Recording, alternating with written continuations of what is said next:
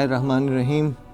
معزز ناظرین، گزشتہ 13 پروگراموں میں ہم نے ٹائم مینجمنٹ کے حوالے سے مختلف موضوعات پہ گفتگو کی ہے اور آج 14واں پروگرام ہے، اور اس میں ہم تنظیم وقت کے لیے مطلوبہ اخلاقی اقدار، رویے اور عادات پر گفتگو کریں گے۔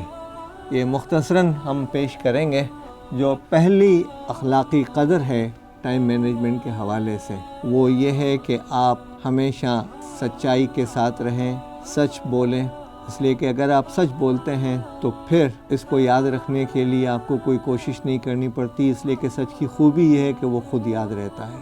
لیکن اگر آپ نے غلط بیانی کی ہے یا جھوٹ بولا ہے تو پھر صورتحال کے اندر جو ہے نا، جھوٹ کو مینٹین رکھنے کے لیے، اس کو یاد رکھنے کے لیے، اس کو آئندہ استعمال کرنے کے لیے آپ کو اپنے حافظے پہ زور دینا پڑتا ہے۔ نمبر 2، اعتماد یا ٹرسٹ کی بات ہے۔ اگر آپ اپنے معاملات میں ٹرسٹ وردی ہیں اور لوگ آپ پر اعتماد کرتے ہیں تو آپ کو کام بھی اچھا ملے گا، لوگ آپ پہ اعتماد بھی کریں گے، اور جب کام کر کے آپ دے دیں گے تو لوگ اعتبار اور اعتماد کے حوالے سے آپ کے کام کو آسانی کے ساتھ قبول بھی کر لیں گے۔ لیکن اگر ٹرسٹ نہیں ہے تو آپ کو اپنے کام کو قابل اعتبار بنانے کے لیے زیادہ محنت کرنی پڑے گی۔ تیسری اخلاقی قدر جو ہے وہ ایفائے عہد ہے، یعنی وعدوں کی وفا کرنا ہے، وعدوں کو پورا کرنا ہے۔ آپ جب کسی سے کوئی وعدہ کرتے ہیں، آپ نے ان کے ساتھ ایک معاہدہ کیا ہے کہ ہاں میں یہ کام آپ کو کر دوں گا، اور آپ مقروض بن جاتے ہیں۔ اگر آپ نے کسی سے قرض لیا اور آپ نے کہا کہ میں 1 مہینے کے بعد آپ کو ادا کروں گا، تو سامنے والے کے اندر یہ خوبی ہونی چاہیے کہ 1 مہینے کے بعد ادا کرنے کی ڈیفینیشن کیا ہے۔ 1 سال بھی ہو سکتا ہے اور 6 مہینے بھی ہو سکتے ہیں، اس لیے کہ وہ 1 مہینے کے بعد ہے۔ لہذا جب بھی کوئی وعدہ کریں یا لیں تو آپ اسپیسیفک ڈیٹ کے ساتھ لیں کہ بھئی کب آپ ادا کریں گے۔ وہ کہے گا کہ اچھا ٹھیک ہے 1 مہینے کے اندر ادا کر دوں گا، تب تو بات سمجھ میں آتی ہے کہ میکسیمم لمٹ جو ہے وہ 30 دن ہے۔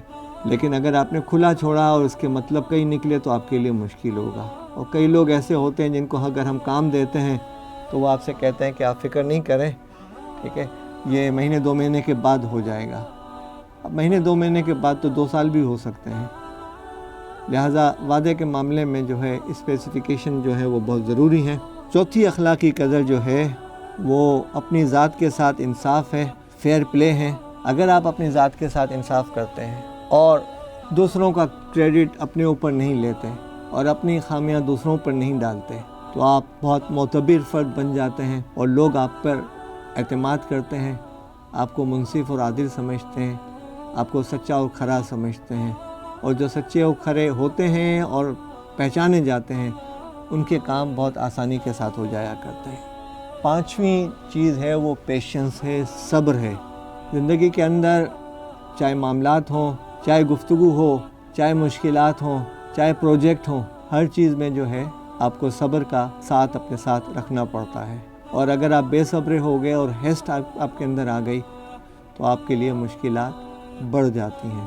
لہٰذا جب بھی آپ کسی چیز کو کرنے کی کوشش کریں تو اس کا ایک فطری ٹائم ہوتا ہے، اور ایک ٹائم وہ ہوتا ہے جس کا آپ اندازہ نہیں لگا سکتے۔ اس کی بھی گنجائش چھوڑتے ہوئے آپ آگے کرنے کی کوشش کیجیے اور بہت جلدی مایوس مت ہو جائیے۔ اور پھر صبر کے ساتھ جو ہے پرزیورنس ہے، یعنی مستقل مزاجی کے ساتھ آپ کام کرتے رہیں، ہمت نہیں ہاریں، گیو اپ نہیں کریں۔ وہ چونٹی کی مثال یاد رکھیں، وہ 99 بار گری اور 100ویں بار جو ہے اپنی منزل پہ پہنچی ہے۔ تو یہ چیز کی اہمیت ہے کہ مستقل مزاجی کے ساتھ آپ کام کرتے رہیں۔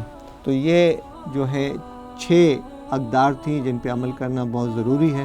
اور اب ان 6 چیزوں کی طرف ہم آتے ہیں جو ٹائم مینجمنٹ کے حوالے سے اس لحاظ سے اہم ہے کہ آپ ان کو اوائڈ کریں گے تو آپ کی ٹائم مینجمنٹ کی سکلز جو ہے وہ بہتر ہو جائیں گی۔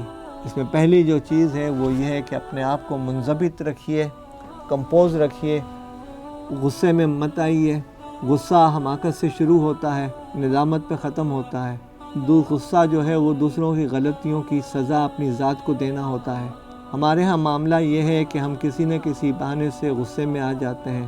غصہ ایک تکبر کی بھی علامت ہے، ایک نخوت کی علامت بھی ہے۔ غصہ کسی کمزور کو دبانے کی ایک کیفیت کا نام بھی ہے۔ لیکن اگر آپ اپنے غصے کو کنٹرول میں رکھتے ہیں تو پھر آپ کے لیے بہت آسانی ہو جاتی ہے۔ جو ہمارے ہاں تعلیمات دی گئی ہیں کہ جب غصہ آئے کھڑے ہوں تو بیٹھ جاؤ، بیٹھے ہوئے ہو تو لیٹ جاؤ، پانی پی لینا چاہیے اور غصے کو ضبط کرنے کی کوشش کریں تو بہت سارے کام ہو جاتے ہیں۔ کئی لوگ ایسے ہوتے ہیں جو صبح گھر سے نکلتے ہیں تو بہت افراتفری پھیلا کر گھر سے نکلتے ہیں، گھر والے پریشان ہوتے ہیں، خوف کا حالت میں ہوتے ہیں۔ جب وہ گھر سے دفتر پہنچتے ہیں تو دفتر پہنچنے کے بعد بھی جو ہے لال پیلے نظر آتے ہیں، غصے میں اپنی کیفیت کا اظہار کرتے ہیں، اپنے کام کو جو ہے وہ لوگوں کا غصہ جو ہے اتارنے کی کوشش کرتے ہیں، تو پھر لوگ مذاق اٹھاتے ہیں کہ سر جو ہے وہ گھر کا غصہ جو ہے دفتر میں اتار رہے ہیں، اور گھر والے یہ سمجھتے ہیں کہ دفتر کا غصہ گھر پہ اترتا ہے۔ پھر آپ کے کام نہیں ہوتے، آپ کی عزت نہیں ہوتی۔ آپ اگر منضبط ہیں اور اپنے غصے کو ضبط کرتے ہیں تو پھر اس بات کے کافی امکانات ہیں کہ لوگ آپ کو ایک کمپوز شخصیت سمجھتے ہوئے، آپ کی شخصیت کا اعتبار کرتے ہوئے آپ کے کام کر دیں۔ دوسری جو چیز ہے وہ ہے رد عمل، ریئیکشن۔ ہم میں سے اکثر لوگوں کی عموماً عادت یہ ہوتی ہے کہ وہ بات سنتے نہیں ہیں، بات کا جواب دینے کی کوشش کرتے ہیں۔ سننا اور جواب دینے کی کوشش میں بڑا فرق ہے۔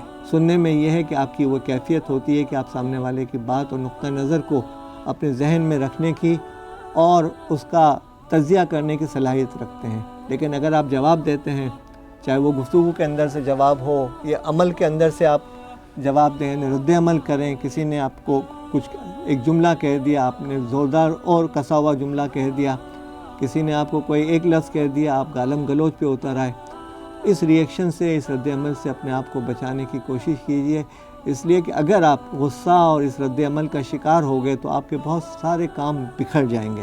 تیسری جو چیز ہے وہ انتقام ہے، انتقامی کارروائی ہے۔ ہم دفتری زندگی میں اور گھریلو زندگی کے اندر بہت سارے ایسے معاملات سے آتے ہیں کہ ہمیں ٹھیس پہنچتی ہے، ہمیں تکلیف ہوتی ہے، لیکن ہم اتنے چھوٹے سے دل کے اندر اتنے بڑے بوجھ کو رکھنے کی کوشش کرتے ہیں تو پھر دل بھی بھاری ہو جاتا ہے اور ہمارے کام ہونا بھی بہت مشکل ہو جاتا ہے۔ تو انتقام اور انتقامی کارروائی کو کنٹرول میں کرنے کی کوشش کریں۔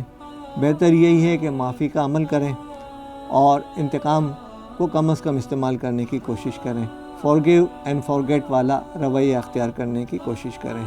چوتھی چیز ہے وہ ہے منفی انداز فکر۔ کئی لوگ ایسے ہوتے ہیں کہ دنیا کے ہر معاملے کو جو ہے نا منفی انداز فکر کے ساتھ رکھنے کی کوشش کرتے ہیں، اپنے آپ کو ہمیشہ مظلوم ثابت کرنے کی کوشش کرتے ہیں۔ کسی نے کوئی بات کہہ دی، وہ دل میں رکھی ہوئی ہے، دماغ میں رکھی ہوئی ہے، سالوں سے اس کے اوپر جو ہے نا اپنے آپ کو جو ہے وہ پکاتے رہتے ہیں۔ نتیجہ یہ ہوتا ہے کہ آپ جو ہیں ہر معاملے میں اور ہر پہلو پر جو ہے منفی سوچ کے ساتھ کام کر رہے ہوتے ہیں۔ آپ کے پاس اگر گلاس میں پانی ہے تو آپ یہ کہتے ہیں کہ آدھا گلاس خالی ہوا ہے، حالانکہ حقیقت کے اندر گلاس میں پانی ہے، آدھا گلاس بھرا ہوا ہے۔ ہمیں اللہ تعالیٰ نے بہت ساری نعمتوں سے نوازا ہوا ہے۔